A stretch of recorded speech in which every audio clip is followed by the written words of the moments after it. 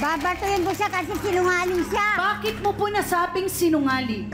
Wala akong katibayan siya na nagnakaw ako ng damit na po. Wala po. Kaya ako po na po. Kita, binigyan mo yung favorite kong damit. Wala kami bahay natin. Huwag ka magsinungaling ate. Nasaan ukay ko yun? Nasaan yung damit na yun? Nabili na po ng ano ko, ng... Magnanakaw ka ate, magnanakaw ka ng sinampay, magnanakaw ka. Hindi! Binili ko yun yung ukay-ukay sa Divisoria. Ano mo? May Hindi totoo yan ate, hindi totoo yan. Sinungaling ka! Kasi inggit ka lang sa akin eh. Malakas ako. Ate Edna, matanong lang kita. Gaano ka nakatagal nagbebenta ng ukay-ukay? Matagal na po, 3 taon na po. Saan ka nag-aangkat? Minsan po sa Divisoria, sa Baclaran, minsan po dito lang kami sa...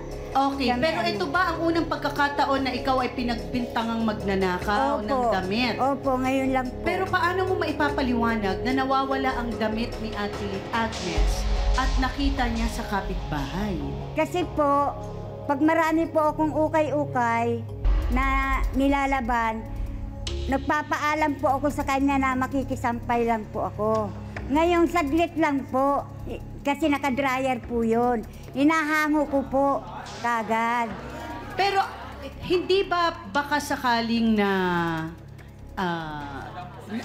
nasama mo nung... Hindi po. Alam ko po ang lulugaran ko po sa sinasampay ko po. So, ang sinasabing damit na nawawala ay nabenta na? Hindi po. Baka kamukha lang po yung kasi minsan po may pare-parehas damit. Pero nabenta niyo na Pero ang alam ko sa... Nabili na po. Nabili na. Pero hindi po sa kanya yon. Talagang ukay-ukay ko po yun. Ano ba itsura nung damit na yon, Ate Edna? Ang binili po nung suki ko po, dress po siya. Dress na may mga bilog-bilog po. Bilog-bilog siguro ano yun, lace or flower-flower? May Polka lace dots. po. O, polka dots May po. ganun ba? Polka dots. Ganun sa inyo? Ganun din ba yun sa'yo? Ay, naku. Ano naman yung pagkakamuestra mo sa damit na yun? Paano damit? Wala ka bang picture, Ate Agnes, na suot mo yun? Okay, ano naman ang itsura nun nung suot mo? Hanggang dito lang po yun, ma'am. Oo. Okay. Tapos, Kasi pang-rampa ko yun, ma'am. pang-rampa. Pang-rampa ko yun, ma'am, kung saan ako pupunta, ma'am. Maganda yun, ma'am. Pan-sexy talaga yun. Nako! Katulad Wala ng ka pinipinta nun! mong ukay-ukay. Loko ka. Nako, sinasabi mo pa, branded ang damit mo. Tingnan mo nga itsura mo. Oy! Mas pangit ka sa akin, magnanakaw. Oy, tignan mo itsura mo at sa damit, jacket